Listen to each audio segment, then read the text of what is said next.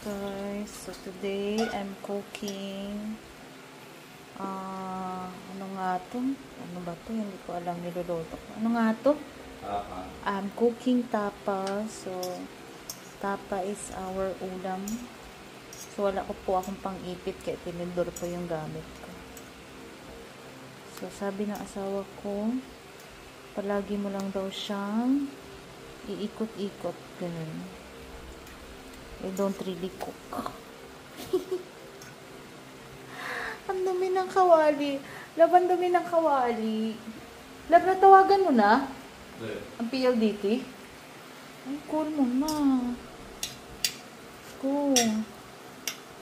So, yung PLDT guys, ang tagal mag-respond. Wala kaming internet. Alam mo naman, internet is life. Hindi ako makapag-update. Alam mo naman. Diyos ko po. So, yan. Mahina lang ang apoy. Parang malakas yung apoy. Hinaan ko pa ba?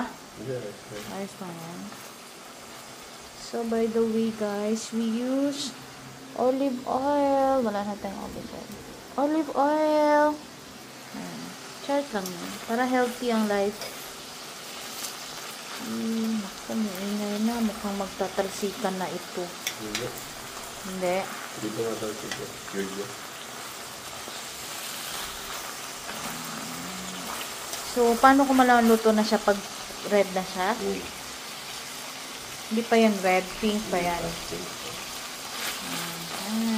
So, ganun talaga. Kaya wala yung oil yung pot. Sabi mo pagka clear na yung oil, luto na siya. Hindi pa. Doon pa lang nag-start sa Maluto. Hala, hindi mali yung luto ko sa Bulacan. Kasi pag ganyan, tinanggal ko na. Ngayon doon. Pero naubos din naman. Naubos din naman. Love, umupo ka doon, love. This is a housewife thing. Housewife thing. Okay guys, yun na po. So wala pa kaming exhaust, kaya lahat ng doors nakabukas. Ayan, paluto na yan. Makikita mo, yung mga white na yun, the dark yun, may brown.